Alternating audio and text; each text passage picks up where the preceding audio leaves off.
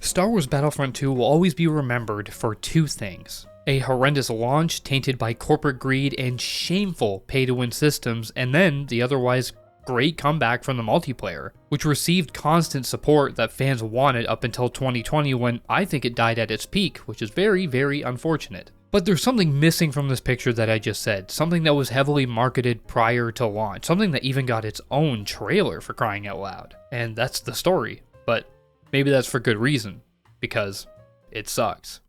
What had myself and many longtime fans excited for this campaign was that marketing led people to believe that this game was going to bring and flesh out the interesting concept of having the narrative focus on a role reversal, with the primary focus of the story unfolding through the lens of the Galactic Empire, replacing them as the primary antagonist in exchange for the Rebel Alliance. After all, Star Wars has never been a franchise known for its in-depth look on the intricacies of good and evil, at least not in the movies, and in fact, a lot of what could be morally grey is often black and white. Anakin's transition is from a good guy struggling with a fate he sees in his dreams to a guy slaughtering children in the pursuit to control it. Yes, Luke's development is based around his journey to find out who he is while being tempted by the dark side, which is a play on human nature, but the main factions have always been explicitly good and evil. The films even go to extreme lengths to put this on full display so the viewer knows from the get-go who to root for. I mean, the first title crawl of A New Hope, which is the first movie that ever came out for this franchise, explained this. When Darth Vader emerges from the smoke on the tent of 4 in A New Hope, you immediately know he is the bad guy. He doesn't have to say anything and he doesn't have to kill anybody. Newer shows like Andor have brought the blurred lines between good and evil to the forefront, but largely as a whole, the bad guys are simply bad, as opposed to a villain like Thanos, who is written in a way that you can understand and resonate with him. Power is not his motivation, nor is money. His goal is a noble one despite how abhorrent it is, and you can tell it extracts a heavy toll on his well-being. Great villains are ones that make you challenge your own views on right and wrong as they try to justify their actions and beliefs. However, both the Separatists and the Empire wage wars to oppress and blow up entire planets simply to put the fear in their enemies. It is near impossible to get behind an organization like this unless you're a murderous psychopath. On the contrary, the good guys talk about the reign of freedom and hope. But we have hope. As they say, rebellions are built on hope. Now, I'm not saying this is a bad thing. Lucas clearly wanted these themes clear-cut and easy to follow, and for the story the original is telling, it works. It's a space opera about good triumphing evil, like a fairy tale. But the greatness and nuances of people and organizations is and always will be an intriguing narrative concept. If you can take what appears to be at face value a simple look at evil and make it about the human element, well, that's when it gets really interesting. So marketing a campaign where you play as a Special Forces commando in the Empire Army gave Motive a chance to do just that. Create a story that has the ability to establish the Empire as more than a diabolical entity. It gave them the opportunity to showcase the complexities of the Emperor's army, the struggles they face, and what individuals within this organization think, how they operate on a militaristic and civilian level. It's a big undertaking to make characters that you can resonate with despite the Empire's reign of terror across the galaxy, especially because of how fanatical members of this establishment often are. But unfortunately, the story fails to make any profound moments with this concept in mind, and it doesn't even invest in the story they talked about in interviews and marketing prior to launch. Instead, Battlefront 2's campaign is a soulless and shameless romp of fan service and a hollow set of events built on the tropes and familiar plot devices. It should have been a game about challenging viewpoints, which is exactly what game designer Mei Ling Tin said during PlayStation Lifestyle's interview about a month before launch, stating, "I hope that players walk away with the understanding of a different viewpoint right now, after seeing the story through Aiden's eyes, that there is a different side of the story. Not everything is black and white in the Star Wars universe. A compelling enough tale can be told from Aiden's standpoint. Nothing is so black and white, yet Aiden Versio becomes a rebel by the 4th mission, and she lacks little remorse for the amount of brothers in arms she's killing." That goes without saying that the reasoning for her doing all this and siding with the Rebel Alliance is without a doubt beyond ridiculous. This game has a habit of doing something I very dislike in narratives, which is jumping time throughout its story, without giving specific dates because the developers thought that maybe that was too much information for the player. These time jumps are meant to show Aiden's progress in the story without having to show actual character growth. The game starts with Aiden seemingly captured by the rebels aboard the Invincible Faith, which turns out to be a premeditated scenario so that she can get loose with the help of her droid ID-10 and destroy an intercepted transmission about the second Death Star, which you watch blow up in the very next mission while fighting through Endor. Now speaking of Endor, it is stunningly captured with their Frostbite engine. But that is how this game traps you. It looks and sounds so much like Star Wars, but it just never lives up to that. The main mission seems kind of redundant now, right? A mission later, it seems like what was that even all for, especially to her arc. I get that this was supposed to show her unwavering commitment to the Empire, a cause she believes in so much she's willing to put herself into enemy hands, but even that falls apart 3 missions later. And I have so many issues with this because of her treason and a later plot element I'll talk about later. Iden is clearly shook by the destruction of the super weapon by her facial reaction, just not enough to break her. She seems strong-willed and committed until the end, regaining her focus and commanding her squad, which consists of Hask and Del, 2 very uninteresting characters. It's once you meet her father that everything really starts to fall apart, so the second mission in. Admiral Garrick is the typical fanatic the Empire produces and is now taking orders from messenger droids, giving the order to put Operation Cinder into motion. Now, I know that Operation Cinder is part of the established lore, but am I the only one that thinks it's incredibly ridiculous and stupid? The Emperor explains that resistance, rebellion, defiance. These are concepts that cannot be allowed to persist. I get it, that's his whole shtick, that's always been his thing. So he orders orbital bombardments on his own people to burn everything away and strike fear into the galaxy, when all it really does is make the Empire look incredibly desperate and dwindles their chances of starting anew from their remains. Which I guess doesn't really matter, because if you've seen the sequel trilogy, well, you know how that happens. It's one thing for the Emperor to order this and another for them to actually follow through with it, seeing how the man is supposed to be dead. Even though Disney did that horrible thing, everyone in this game believes that he is actually dead. It's here that Iden seems to have conflicting feelings over the orders she receives, even though she has no idea what Operation Cinder even is yet. So you travel to Vardos, a planet which apparently the team at Motive spent a lot of time working on to show what an Imperial city is really like. Co-writer Mitch Dyer stated, "It's really cool because we get to explore life on an Imperial city. What does it look like? How are the roads built? How do people live? How is it laid out structurally? What do people look like? What do they wear? What are the centerpieces of architecture? What are the aesthetics of it all? What is it really like? What are they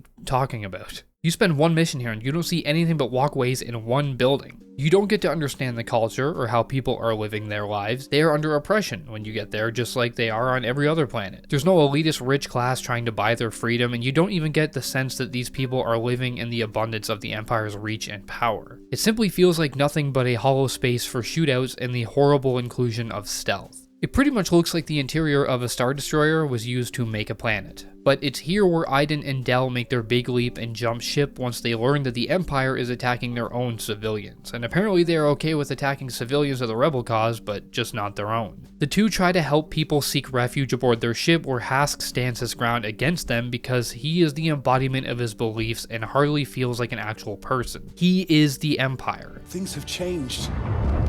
Look around you, man. Do you even recognize the Empire anymore? Please don't do this. The Just don't do Empire's this. job is to save civilians from things like Operation Cinder.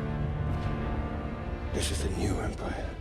You can tell how this exchange is going to go down because prior to this, Hask says, "Civilians are expendable." and this moment is clearly supposed to be a pivotal moment for all of the characters to produce tension and emotion. But there is no real build up to this. It's just a shock and it evokes more negative feelings than positive ones, or maybe even just confusion. I literally rolled my eyes when I played this in 2017. If it wasn't for the amazing facial animations, players would be none the wiser that Iden has any actual bond or care for Hask at all. So our hero maims Hask for plot reasons, and then the pair continue to kill everyone else without a care in the world. I can get doing it in the heat of the moment, but there was never a moment in which Iden or Del really struggled with this sudden change in their lives, besides Del offhandedly saying, I hated having to do that. We've been sentenced to death.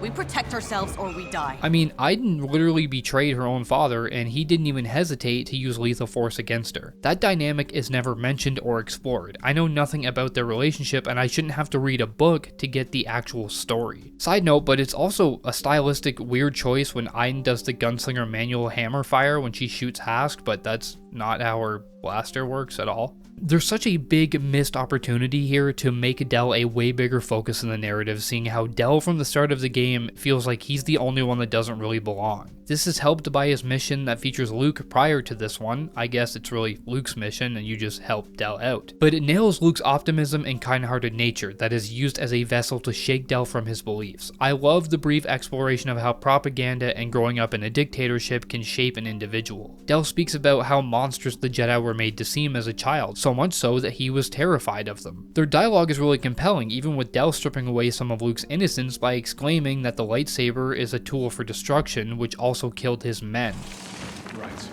The Force. Is that what got you past my men, or was it the lightsaber you carried? I'm sorry. That's what I thought. But their later exchange shows me that Motive really understood Luke more than the director of The Last Jedi. Del is conflicted and understands the might of the Empire, and I love that Luke puts aside the rebellion and simply emphasizes one's ability to be a better person, with or without a cause to fight for. What else is there? A choice? The rebellion? No. A choice to be better. This has all the ignition points for a story with Del being an integral part. It makes plausible sense when Del defects, but I can't say the same for Iden, and Del is forgotten as the story goes on. He barely has any screen time for meaningful growth either. That's probably because you only play as Iden for 8 of the 13 missions thanks to fan service. Why make interesting characters when you can just have us players all play as the OG characters and instant action style missions, which are really hollow, but more on that later. So Del and Iden escape Vardos after a hectic shootout where they touch base in the hangar as they try to decide what to do now that they are wanted criminals on both sides. Iden casually drops, "We're not completely alone. Some of the crew stayed with us." What are you doing? That's such an interesting concept to explore, having a mutiny aboard a ship. How cool would it have been able to see that play out? There was no world where Iden isn't getting shot the second she steps onto her ship. It would have been an absolute nightmare, and there was no world in which most of the crew would have just defected because of these two soldiers. This game is so content on skipping all of the most interesting parts to plop you right in front of the action. To no one's surprise, the pair end up with the Rebel Alliance. They offer them information on Operation Cinder in exchange for ships to start a new life. Like, they really even needed to do this when they have the Corvus, which can take them anywhere they want to go. Anywho, Lando greets them all friendly-like, and not one person is concerned that this Special Forces commando who intentionally got herself caught in an infiltration mission in the first mission that led to the death of 100 men is somehow not doing the exact same thing here. And just like that, you're a rebel. The 4th mission in, and the game has already lied about what it was supposed to be. They immediately put you in the cockpit of an X-Wing to fight alongside them, and then put Del with Leia in the mission after. Like, does no one see the issue here? The rebellion makes it really damn easy to assassinate their leaders. If either Del or Iden had a change of heart whatsoever, they could just shoot Leia in the back of the head and be done with it. But they cling to the rebel cause with the pair quickly moving up the ranks somehow. Literally, from the cringe comedic relief Shriv telling Del that Iden is not a commander. Nice shot, Commander. Hey! She's not a commander in my unit. And then feeling threatened by her leadership. We need to focus our fire on that Star Destroyer's shield array. Hey, you don't give orders here. We need to focus fire on that Star Destroyer's shield array. To Han Solo greeting her as commander. She's all yours, Commander. And her being able to self-govern her own strike forces 4 missions later. The 2 missions in between these 4 missions are hero missions, playing as Leia and Han Solo. Leia's is easily just a lazy defense mission on Naboo, and Han's is set at Maz's castle on Takodana. The settings really aren't the problem here. They're the only real saving grace, especially for Han's mission, because the dialogue is horrendous. I'm Imperial Specialist Ralcius Paldora. It is a pleasure to finally meet you. Shh, you want to keep it down? Oh, right. Because we're meeting incognito. But, I mean, walking around the bustling castle is kind of cool. It immerses you in the world for like 3 minutes. You have to meet an Imperial defector who has information on how to free the Wookiees on Kashyyyk, also not a plot point that is ever touched on again. You walk around the outskirts to retrieve data he hid, but he can't remember where, and the Empire somehow knows the general area, so you have to fight them to be able to get it. And why didn't he just keep it on his person in the first place? But this guy is so goddamn annoying to have to escort around with dialogue like this. I have the information you asked for. Not on me, of course. I've hidden 2 data cubes in the woods. For safety. You've gotta be kidding me. I mean, he's not even subtle for a guy running from a big threat like the Empire. If there was a positive to this mission, it'd be flying the Falcon in the air and taking on a light cruiser. It's very hard to complain about that. The Bespin level is probably my favorite, because you get to fly through cloud cover surrounded by these floating gas creatures that look like jellyfish developed several tumors. You learn that Del is a lover of wildlife and who wants to see the world once he is free. Aiden calls Del cute, so guess that's a thing now in the story. Then you get to infiltrate a tower to try to capture Garrick, but Hask knew all along that you were coming and he set a trap. The shootout is fun, and taking on the Empire in a cloud car is a joy of a time and also shows you how useless the Empire is. One little cloud car destroys a fueling station and 3 Star Destroyers. Like, that's gotta be a confidence hit to them. This game really wants you to know that you are a good guy now, because the game doesn't even allow you to use the standard E11 blaster when you go undercover as a stormtrooper. Once you turn, it is taken out of the weapon arsenal entirely, which is a shame because that is my favorite gun in this whole universe. But nah, wielding a rebel-issued rifle is not suspicious at all. The fact that both of these guys who are undercover and outnumbered talk openly about how they are giving people hope while mentioning their names right by Imperial officers. Think about all the good we've done since Vardo, Stel. We've made the galaxy safer, giving people hope. Then this guy interjects and they just kind of play it off like, oh. The Empire's on the run. Their resources are dwindling. What's all that chatter? Just marveling at the might of the Empire, sir. Rebels don't stand a chance. Copy that. It's so bad. It's so bad it's not even good. This eventually leads into the Battle of Jakku to flesh out why and how Rey scrapes by scavenging components from old Star Destroyers. Not that we really needed this to be fleshed out. The Empire lost and eventually the First Order rises. That's all you really need to know. But this story is merely to show how the First Order rises and the new trilogy comes to be, and it doesn't even do that right. The only details it really answers that don't affect anything is how Luke obtained the compass to Octu and how Kylo Ren discovers Lord San Tekka helped Luke with his map in the beginning of The Force Awakens. Neither of these details fans were pining over to be explained. Jakku as a final mission is alright. It's a multi-phase mission where you partake in dogfights, land on the ground to help forces, fight on top of a Star Destroyer, which is very cool, so Aiden can try to save her father, a character nobody cares about. At least the fighting in this game is fun. Criterion knocked the vehicle combat out of the park, and landing to take out a hangar bay and a crashed destroyer is very cool, but landing when rebels are under siege by 2 walkers makes absolutely no sense. Why wouldn't you just blast them with your X-Wings instead of putting them at risk by landing in an active war zone? At the end of this game, I kind of like the last interaction with Aiden and Garrick. Sure, it's not really that effective because you know nothing about the relationship, and the only time you see Garrick, he's being a really bad dude. But I like that he sees everything falling apart around him, and he understands that he chose the wrong side of history, that he was weak, and he's happy that his daughter rose above it. He's fearful but accepting of his fate. I also really dig the contrast between Aiden's repeat of the line, "The Empire's time has come," at the very beginning of the game and at the very end of the game.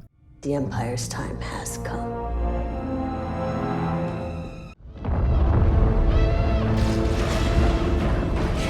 Admiral, the Empire's time has come. You don't have to go down with it. It signifies her character and, well, I can't really say growth because it's definitely not that. Change would be the better word, I guess. And it would have been way more effective if her character was actually, you know, any good. But in typical fashion, the good guys win and Aiden kisses Del. Again, I'm just kind of over these forced kisses. I don't understand what's the big appeal of having this happen. First, this game where you never once feel any desirable connection between the two, and then Rey kissing Kylo, and it's horrid and forced. I hate it. But now it's time to play as Kylo Ren. This is a mission that the devs couldn't wait for people to play, apparently. Why is that, you ask? I don't know. I honestly don't know. Because you get to see Scarif for a brief moment, which is just a reuse of assets from the first Battlefront. I mean, don't get me wrong, controlling him is fun, but it's here to make that connection I talked about earlier and set up the free DLC campaign edition to end Aiden's story. Also, Hask kills Del because Hask didn't die from the dogfight in the last mission. And also, I forgot to mention that you fight Hask in a dogfight in the last mission. That's how forgettable it is. Oh boy. So, as you can probably tell, my personal opinion on the base story is entirely underwhelming.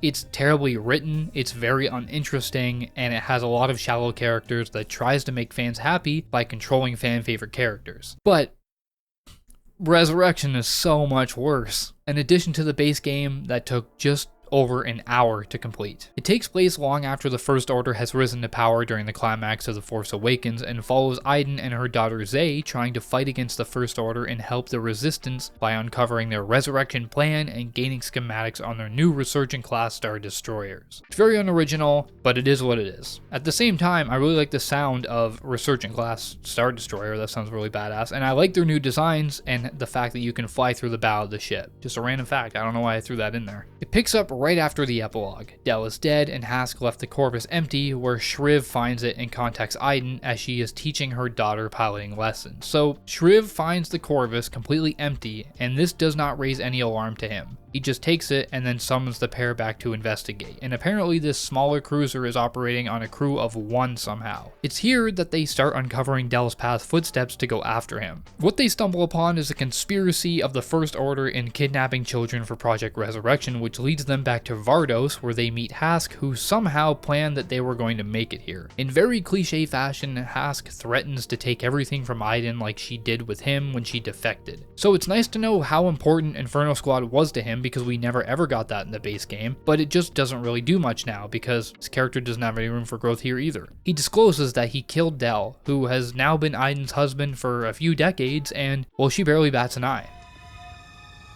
First with Del? Yes. And now? Like, does she care about anything? Really? She does the same when Hask has the Corvus shot down with Zay still on board. The execution really falls flat on his face, and Hask doesn't even kill her after this. He sends her away with First Order troopers for whatever reason, and they slip away as a war breaks out between the Janata security forces, who now occupy Vardos, and the Empire 2.0. Zay miraculously survives using an escape pod where Iden and Shriv meet up with her, where Zay learns that her father is dead, and when you know it, she acts the exact same way as her mom. She doesn't give 2 shits. Your dad is dead. What? A few moments later. Hurry up, he's getting away! Mom, stop. Killing one man won't change what happened to Dad. I guess at some point Iden left the rebellion and never joined the resistance, but she's pulled back into this fight after learning how big the First Order is and how grave of a threat they are, opting to help the resistance again. The next mission is by far the best. Stealing TIE fighters and blending into a formation in an attempt to infiltrate Hask's destroyer is as fun as it is graphically impressive. The dogfights are almost never not fun, and to boot you blow a hole in the ship and fly into the heat sink as the slipspace drive spools up. It just looks so awesome. Then you fight through the narrow sleek hallways of the Star Destroyer, complemented by the pristine whites, and it just oozes the action in the movies perfectly. You steal information, blow the slipspace drive, and have a final showdown with Hask, with next to zero stakes, because after all this I still couldn't care less about Iden and her daughter because she has no real personality to show, and I can't find any reason to resonate with her even after her mom dies, which again, she has no real reaction to. I need you. How are you so calm right now? 12 seconds later. It's okay. She made it count. This game also just casually throws in a new mechanic as a slow-mo first-person quick-time event like Call of Duty to end Hask. It just seems like a mishmash of terrible ideas. Coincidentally, Zay gets a prime view of Starkiller Base's destruction, marking her transition as a free kid to a member of the Resistance. Honestly, I'm just glad it's over. I don't have to play this again. There was a really nice touch at the end of this DLC with Princess Leia making a return over a hologram, and I honestly had no idea that Carrie Fisher was dead at this point, and I was shocked to learn that because the voice acting, whoever did it, is absolutely incredible. And, I mean, she's really just here to bridge the gap directly into The Last Jedi, everyone's favorite film of the new trilogy.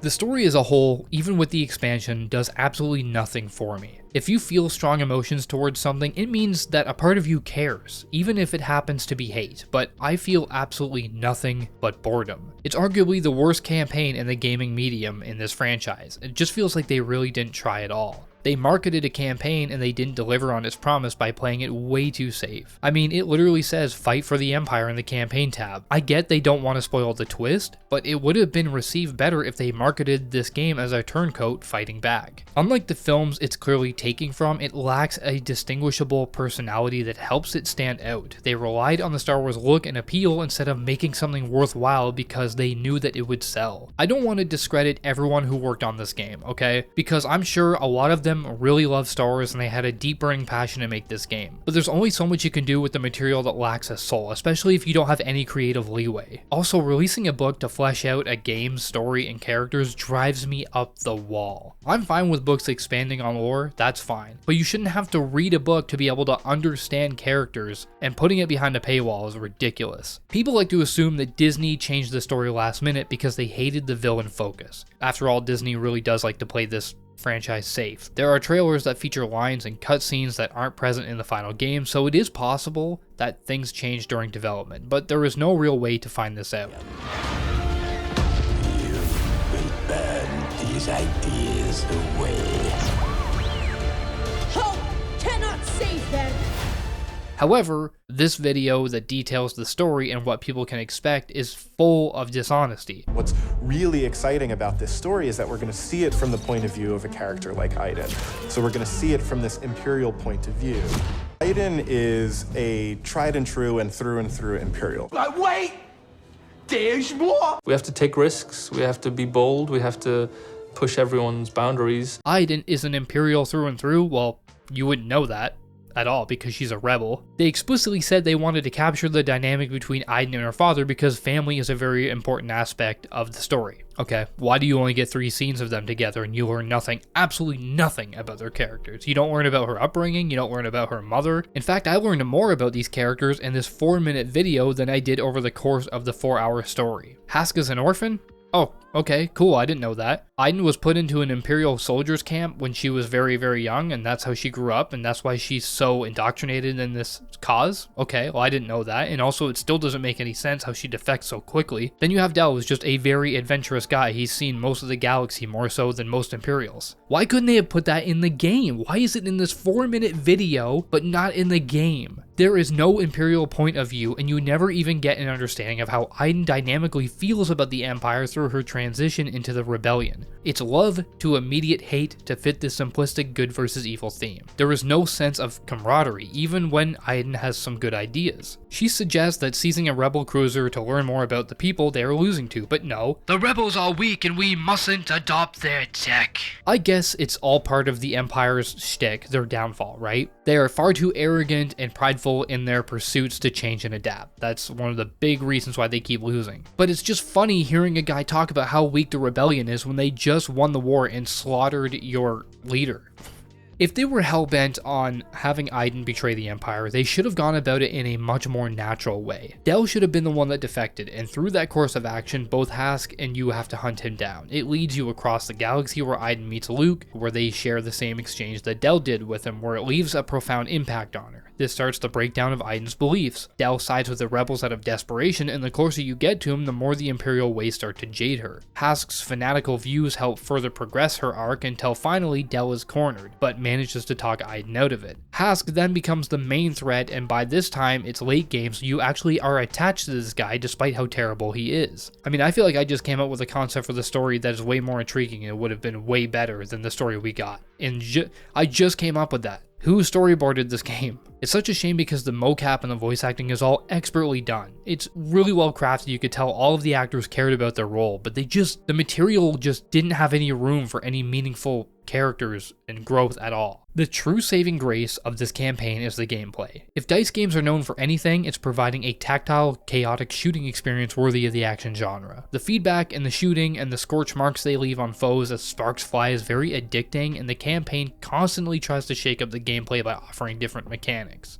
That's a common struggle with a lot of shooters. Aside from the other playable characters with alternating abilities, it provides lots of vehicle combat from flying and driving multiple different crafts. The sound design is very nostalgic and distinctly Star Wars, which is music to my ears and many others. I also like that you can customize Aiden's loadout, and at least in that it gives you a little bit of freedom to edit your playstyle, not really like it does much though. Nevertheless, there are still issues. For instance, the opening of the game introduces 3 gameplay mechanics, one of which you never need to use, and 2 that are legitimately out of the game after the first mission. You can't use them even if you wanted to. Dio, or ID-10, is Aiden's droid who was supposed to have a personality apparently, but that never came to fruition. You never take control of him again outside of this one mission. The game tells you in the opening mission that you can blast doors to close them to evade fights as a strategic element, but again, outside of the first mission, you literally cannot utilize this mechanic again, so why bother having it at all with a title card that explains it? Like all games now, Battlefront 2 has stealth mechanics, and I'm assuming it was added in simply for the first mission as well, because once Aiden gets a hold of a weapon, there is never any advantage or reason to use it at all. ID-10 could have been used to push this mechanic further by scouting, but nah, you don't need to use it. I unabashedly enjoy stealth mechanics in my games, even ones that aren't fully fleshed out, like the Assassin's Creed games. I don't know why, I just like feeling like a ninja. So it says a lot when I really find the stealth in this game very unfulfilling, and the animations are terribly done. How the missions are structured is an issue as well. They come across very contrived and lazily put together. A majority of the 13 missions have you either defending 3 points or attacking 3 points ad nauseum. Playing as Leia? Well, defend Del 3 times. Playing as Luke? Okay, defend Del 2 times. Playing as Aiden? Destroy 3 groupings of 3 satellites each. Playing as Han Solo? No worries. Talk to 3 people, and then fight through 3 areas, and then defend the Millennium Falcon against 3 waves of soldiers. You get the point. It's incredibly uninspired, and it gets old really quick, especially since you can just go play online or instant action and shoot against bots and never have to deal with any of the writing and the story. I think the campaign is really at its best when you are fighting through cool areas and partaking in space battles, but it has so many problems. It's a reflection of what state the game launched in. It was tainted by greed and a lack of creativity and a shallow amount of content. Yes, the multiplayer was fully reworked and it's actually a great experience without pay-to-win systems now, but no amount of updates could fix that utter mess of a campaign. Playing through it again was a real chore for me, and I can't see myself ever going back and playing it again. There are way better Star Wars games out there if I'm looking for a single player narrative, and I'm definitely gonna go play them instead. So that is the end of the video. Please be sure to like, comment, subscribe if you enjoyed the content at all, and I also have channel memberships now if you're interested in supporting me. If not, hey, that's totally cool, I don't care. You do whatever you want to do, I don't give a crap, but that's it for me. Good night, and good lunch.